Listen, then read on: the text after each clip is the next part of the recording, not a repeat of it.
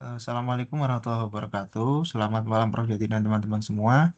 Di sini saya Rahyani Eka Purwanto sebagai perwakilan dari kelompok 3 akan memaparkan hasil kerja dari kelompok kami pada mata kuliah Building Information Modeling yaitu Redesign Kamus Teknik Sipil Undip Gedung D.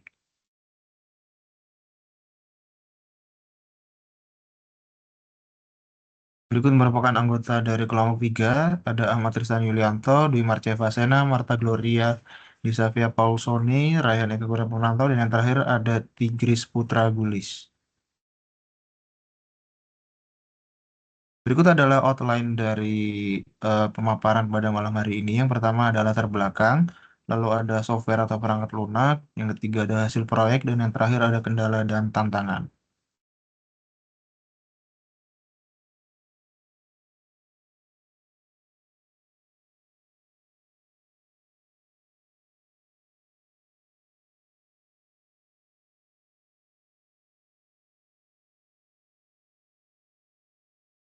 BIM sendiri merupakan salah satu bentuk dari dampak berkembangnya teknologi dalam dunia konstruksi.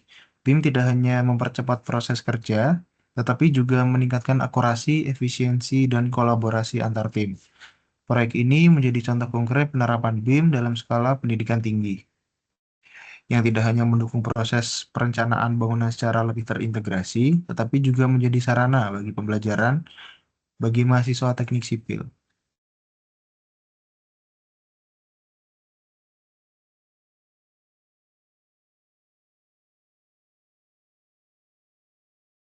Berikut adalah metodologi pengerjaan yang kami terapkan pada tugas kali ini. Yang pertama, melakukan survei lapangan, lalu merencanakan denah 2D bangunan, lalu membuat pemodelan atau 3D bangunan.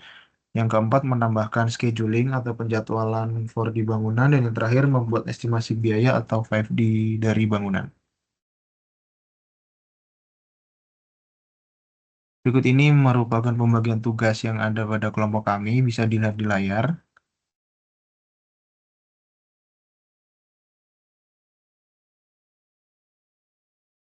Berikut adalah rencana pengerjaan atau rencana jadwal pengerjaan pada tugas ini dimulai dari 9 sampai 15 Maret 2025 itu kami melakukan diskusi awal sampai berakhir di 3 Juni 2025 itu kami melakukan presentasi serta pengumpulan tugas.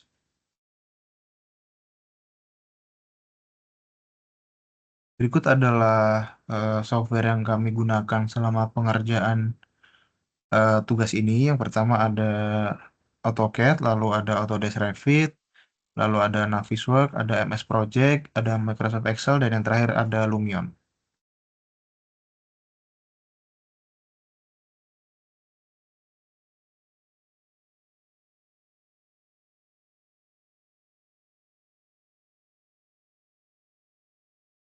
Baik, yang selanjutnya kita masuk ke BIM 3D. Di sini, setelah kita membuat Dena 2D, kita membuat struktur dalam pemodelan 3D.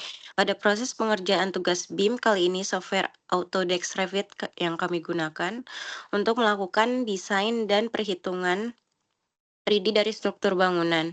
Revit dianggap efektif karena software ini berbasis BIM, Building Information Modeling, yang dapat mengintegrasikan antara struktur dan arsitektur dalam satu platform. Nah, di sini kami membuat membuat struktur ini mulai dari pondasi, yaitu terdapat pondasi bore pile dengan pile cap-nya sendiri, lalu ada pondasi footplate, lalu diikuti dengan tie beam dan dilanjutkan dengan beam yang memiliki balok utama, balok anak, dan balok cantilever, lalu diikuti dengan kolom yang memiliki 2 jenis kolom, yaitu 500 kali 500 dan 800 500, lalu dilanjutkan dengan plat dengan tebal 150 mm dengan atap dek yaitu setebal 200 mm.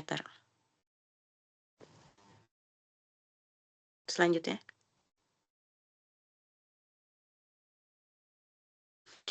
Nah, di sini kita mendapatkan dena pondasi untuk dena strukturalnya. Selanjutnya.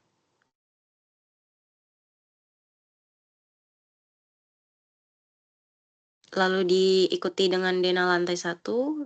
Di sini juga tangga, terdapat 4 tangga. selanjutnya. Dan ini untuk denah lantai 2. Denah lantai 2 ini sudah menggunakan balok anak dan balok cantilever. Lalu dilanjutkan lantai 3.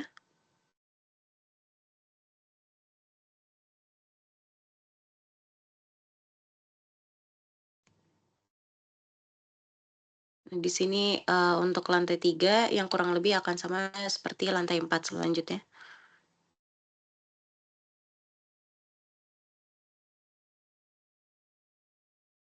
Nah, di sini lantai 4 selanjutnya.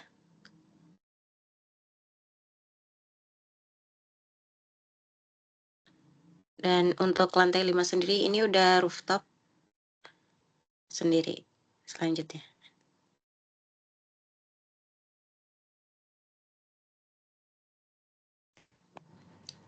Nah, di sini terdapat potongan dari tampak depan selanjutnya.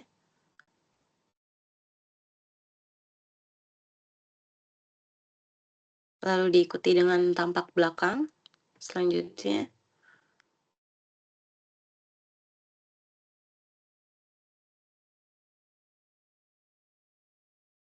Lalu diikuti dengan tampak samping kanan selanjutnya.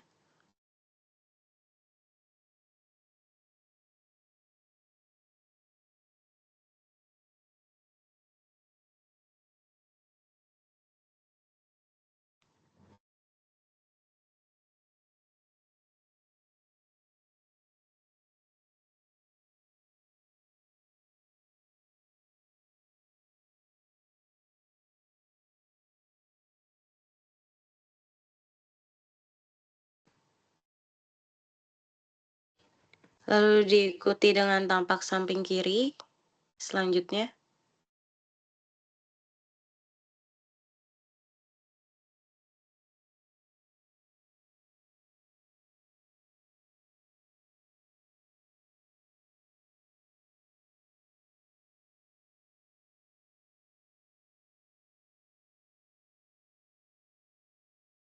Lalu di sini kami menteri dimodelkan juga penulangan pada kolom balok pondasi dan plat. Kolom balok dan pondasi selanjutnya.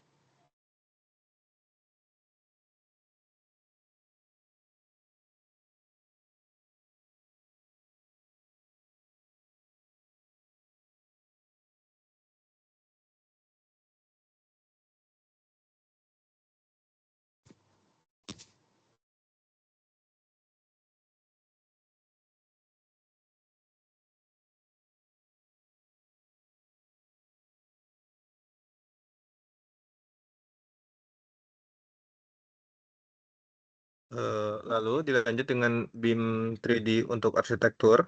Jadi selain permodelan struktur, tahap awal dari implementasi Building Information Modeling dalam proyek pembangunan gedung teknik sipil adalah pembuatan model arsitektur secara 3 dimensi menggunakan Autodesk Revit. Berikut adalah hasil proyek dari permodelan 3D arsitektural. Bisa dilihat ini adalah tampak depan, tampak belakang, tampak samping kanan, dan tampak samping kiri.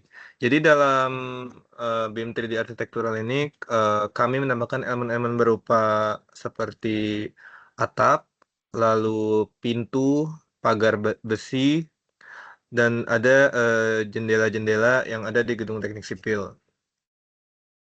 Lalu untuk kolam dan baloknya juga kita berikan warna sesuai dengan gedung teknik sipil. Ini adalah tampak atas dari atapnya. Dan ini merupakan hasil render dari BIM 3D arsitektural. Kami menggunakan aplikasi berupa Lumion. Dan ini hasil render dari tampak-tampak dari gedung teknik sipilnya. Dan berikut adalah video render dari gedung teknik sipil.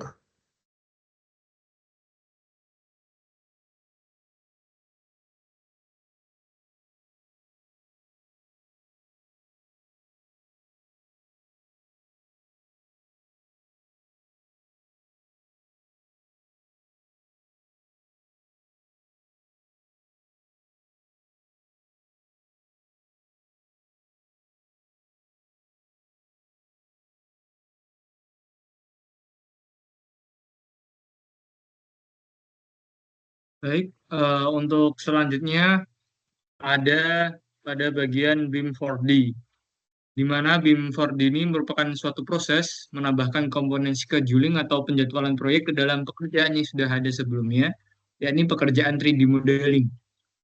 Untuk aplikasi yang digunakan dalam pengimplementasian BIM 4D ini adalah Microsoft Project dan Navisworks, di mana di slide ini telah dicantumkan untuk screenshot hasil implementasi scheduling menggunakan Microsoft Project, gambar yang berada di kanan bawah, dan Navisworks yang ada di kiri tengah.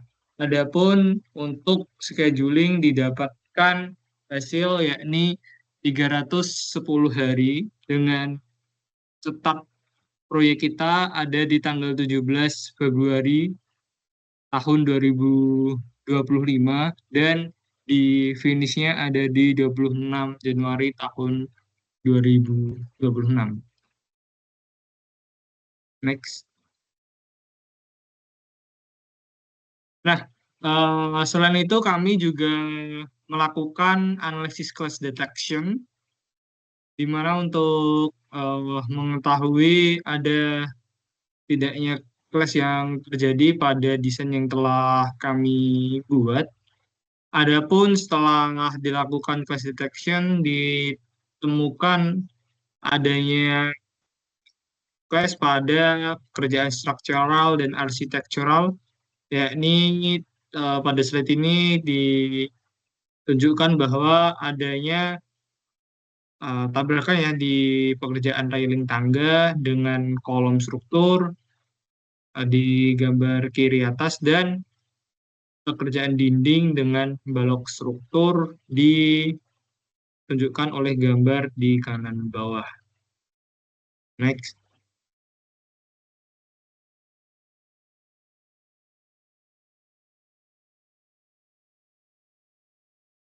Yang selanjutnya adalah BIM 5D. Dalam BIM 5D ini sudah ditambahkan elemen biaya di setiap item pekerjaannya, mulai dari pekerjaan persiapan hingga pekerjaan arsitektur, sehingga nantinya BIM 5D ini dapat membantu memprediksi anggaran dan mengidentifikasi potensi masalah biaya serta mengelola anggaran proyek secara lebih efektif. Dalam proyek ini kelompok kami menggunakan Microsoft Excel untuk sebagai alat untuk menghitung harga setiap item pekerjaannya. Juga untuk inputannya dari quantity take off atau QTO yang diambil dari hasil perhitungan di permodelan 3D yang sudah dilakukan sebelumnya.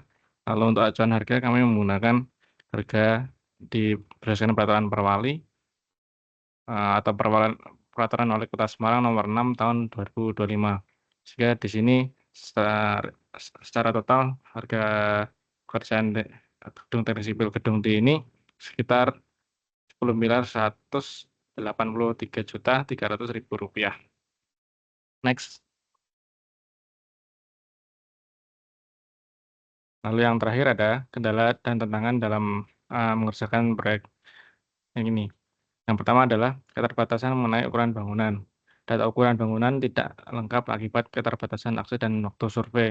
Jadi untuk setiap ruangan di gedung D ini ada beberapa akses yang terbatas sehingga tidak bisa kami ukur secara langsung, sehingga untuk ukurannya kami lakukan asumsi.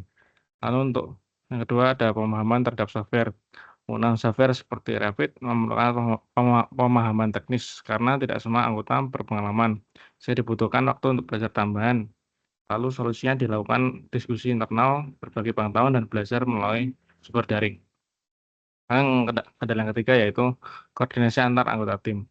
Perbedaan jadwal antar anggota menyulitkan koordinasi, sehingga untuk solusinya ditetapkan waktu diskusi secara daring, sehingga pembagian tugas yang baik dan komunikasi intensif agar proyek tetap berjalan dengan lancar. Next. Oke, sekian dari presentasi dari kelompok kami, kelompok 3. Bila ada kesalahan kami mohon maaf. Sekian, terima kasih.